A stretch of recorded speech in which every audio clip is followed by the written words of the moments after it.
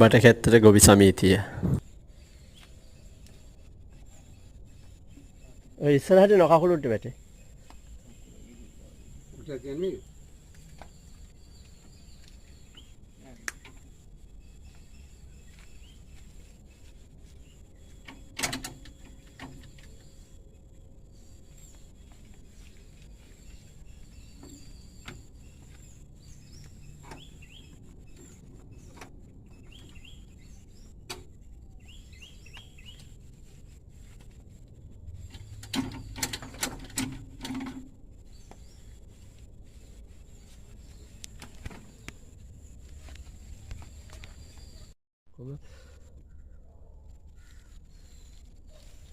මේ මොහොතේ මේ තේජස් ඒක හෙලවෙන්නේ නැහැ නේ.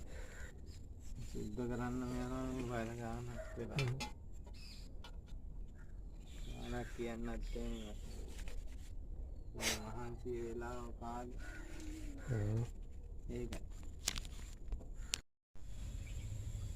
මේකේ ගොඩක් පැල ටිකක් තියෙන ඒ ගලවල පාන්න. මොන වගේද දැන් අපි කේබල් එක දාන්න ඕනේ කිව්වා. එයා කියන හින්දා මේ වතුර පිරලා කෙලින්ම සයිලන්සරේට වතුර ටික වැටලා තියෙන්නේ නේ.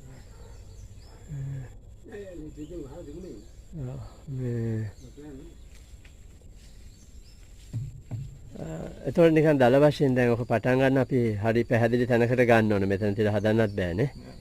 ඉතින් හදන්නත් බෑ. මේ ඇදලා පොඩ්ඩක් කවුරු හරි මේක දුවපු කෙනෙක් හරි කවුරු හරි ඉන්නෝනේ කරකෝල කරලා ස්ටාර්ට් කරගන්න. මම තනියෙන් ඔක්කොම කරන්න ගියොත් අමාරුයි. අපිට මේක ගෙනහිල්ලා දීලා හදන්න බෑ. මෙතනම තමයි හදන්න වෙන්නේ නේ. වෙන ක්‍රමයක් ගෙනහිල්ල දැම්මම තමයි ඊට පස්සේ ආයෙ කොහොමද රොටි ගානවා බලයිනේ යන්න ගෑස් කට් එක ඔලියා